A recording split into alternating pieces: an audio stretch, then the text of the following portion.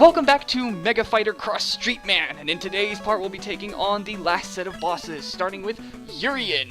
A character, I'm gonna be honest, I did not see coming. I know, I didn't think they would use any characters from Street Fighter 3, let alone Urien. Yeah, Urien's probably the most forgettable Street Fighter character ever, in my opinion. I think when it comes to Street Fighter games in general, people usually remember 2 and 4. They don't usually think of the Alpha series or the Street Fighter 3 series, even though they're kind of the best. Well, I'd say people remember Street Fighter 3, but there's so many better and more memorable characters in Street Fighter 3 than there are Urien. I mean... Yeah, Yoon, Yang, Dudley... Makoto, Ibuki... You know, it's like there's so many crazy, awesome characters, and you pick the guy whose only real discerning feature is that all he really wears is a thong. Yeah. Although it's kind of interesting, there is a Urien alternate costume for Brian in Street Fighter Cross Tekken. Yes, well, a lot of characters they didn't put in the game, they did put in as alternate costumes for the Tekken characters. Yeah, like Ogre has a Gil alt, if I'm correct. Yes. I'm trying to think of other who else characters. is there. I remember And they anytime leaked they a photo of Armika, and everyone was so excited for her reappearance. And it was, Armika, I'm trying to Kuma. remember who she is. What? Oh, Kuma, yes. It was Kuma wearing the ballerina outfit sort of thing. Okay, that's her. Yeah. Everybody loves her because she's one of the bustiest Street Fighter characters. Well, I mean, Capcom has kind of defined the busty characters. Yeah, there's not many that aren't big, if you catch my drift. But let's get back to the game. So yeah, if there's one thing I've learned about this level, is that it's kind of dickish, especially with the reflector enemies. If you want to take those guys out fast, you gotta use the optic laser. And since it's not a weakness, you don't feel guilty using it. But if you're trying to do a buster run throughout the entire game, then you're probably gonna feel a little guilty using it. I've never been a fan of buster runs. Almost had a Freudian slip there. Yeah. Let's see, in terms of buster runs, I don't usually do them. Well, I mean, as a kid I did do them a lot because I didn't know about weaknesses and whatnot.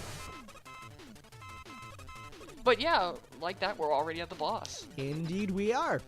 Short levels if you know what you're doing to an extent. Exactly. Now I gotta say, Urien sprite is probably the most different out of all of them. Yeah, I remember Seth Killian. No, it wasn't Seth Killian. It was some guy from Capcom saying that this fight is probably one of the most fun ones once you know what you're doing, because you really can just not get hit but hit him. You know, it's Yeah. He says it's, you know, that perfect mixture. Yeah, I think the hardest part about this boss is just trying to get the grenade to hit him. Yeah. But again, once you know how, it's not that bad. Yeah, it is a lot of fun just predicting when he's going to do the ground shot or when he's going to hit at an angle. His Aegis Reflector isn't really that annoying unless you're using a buster run. Yeah, and even so, it's a super move, so you're not gonna see it. Or ultra combo, super combo, mega combo, Yeah. prefix combo. I don't know what it is. Whatever. Yeah.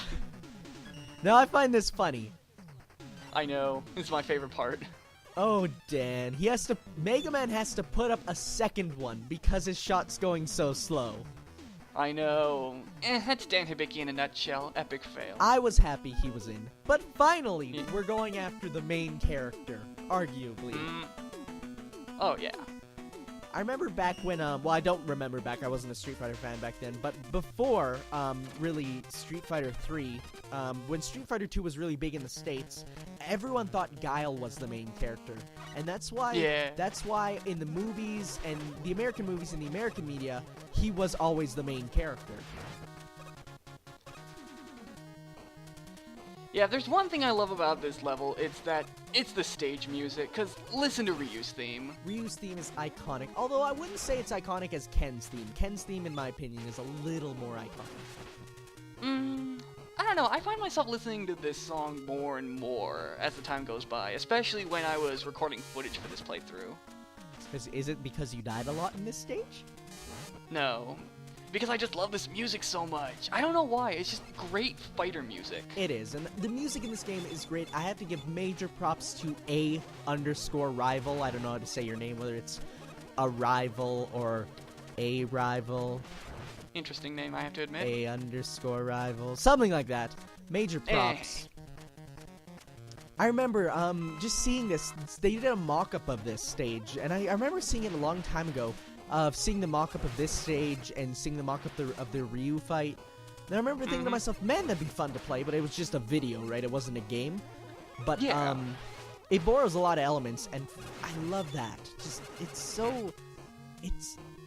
it's ascended fandom is what they called on TV tropes, which I frequently browse. Yes. You spent way too much time on TV tropes. It's because I am bored in class and I can't watch YouTube videos. So I go on Wikipedia when I'm bored. I go on like the Final Fantasy wiki so I can look up walkthroughs. Yeah, walkthroughs, really? Well, no, not walkthroughs, but it's like, hey, I want to know a little bit more about the ultimate weapon and how to get it. Okay, that's understandable.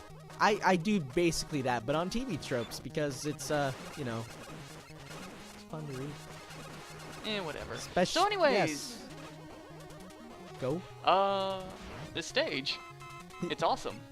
I like it. I think it's one of the most Mega Man-ish stages. Just everything design-wise, you know.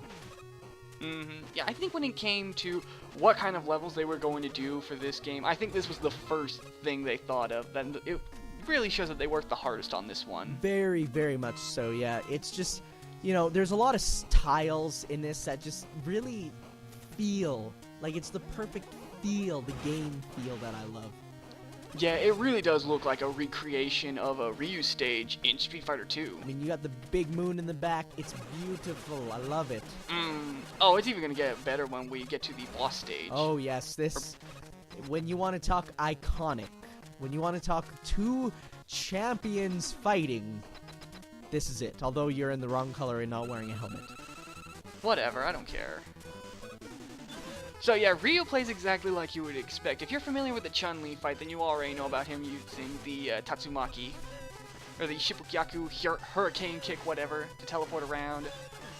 Sure, the Shoryuken you shouldn't have to worry too much about, but the Hadoukens is what you're going to be using to do the most damage to him. I find it just hilarious how you have to basically just reflect everything back at him, you know? Yeah. I find that funny. Now, the actual weapon you get from him, though, is funny in a sadder sense. Yeah, it's funny for two reasons. One, basically it's another Mega Buster, and two, you can actually use this weapon without having to beat the boss. If you put in the code. Yes, if you put in the proper code, which I will probably put in the video description at the end of this playthrough, you can actually use the Mega Buster, or the Hadouken, by putting in the proper command, you know, quarter circle forward shoot. Yep, and he even does, instead of it just being a shot, he does the whole charging thing, you know, the iconic part, but, yes. So I want to thank you guys for watching, and next time, we're going to take on the Shadowloo bosses. See you later.